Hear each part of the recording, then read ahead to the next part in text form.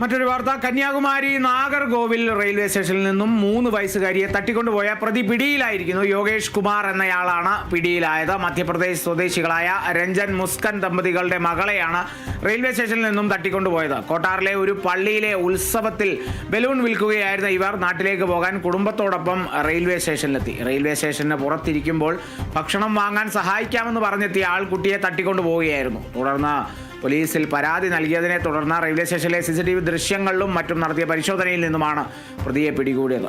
അതേസമയം കുട്ടിയെ ഒരു ദുരൂഹ അക്രമി കൊണ്ടുപോകുന്ന വീഡിയോ സോഷ്യൽ മീഡിയയിൽ വൈറലായിരുന്നു.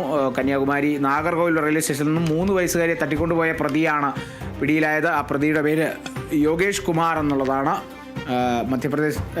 മധ്യപ്രദേശ് സ്വദേശികളായ ദമ്പതികളുടെ മകളെയാണ് റെയിൽവേ സ്റ്റേഷനിൽ നിന്ന് തട്ടിക്കൊണ്ടുപോയത്.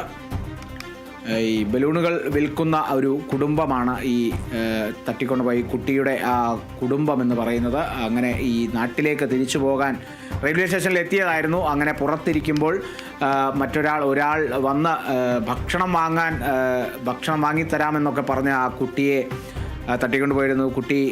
കുട്ടി പെട്ടെന്ന് ആ ഭക്ഷണത്തിൻ്റെ കാര്യമൊക്കെ കേട്ടപ്പോൾ പെട്ടെന്ന് കുട്ടി പോയതാകാം. അതൊരു അവസരമാക്കിയെടുത്ത അയാൾ തട്ടിക്കൊണ്ടു പോവുകയായിരുന്നു.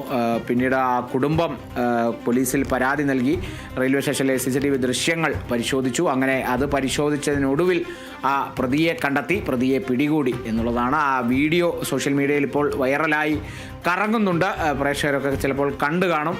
പരിശോധനയിൽ അത്തരത്തിൽ ആ CCTV ദൃശ്യങ്ങളടക്കം കേന്ദ്രീകരിച്ച് നടത്തിയ ആ ഒരു പരിശോധനയിലാണ് ഈ കുട്ടിയെ കണ്ടെത്തിയത്. കുട്ടിയെ കുടുംബത്തിന് ഏൽപ്പിച്ചു എന്നുള്ള വിവരങ്ങളാണ് നമുക്കിപ്പോൾ ലഭിക്കുന്നത്.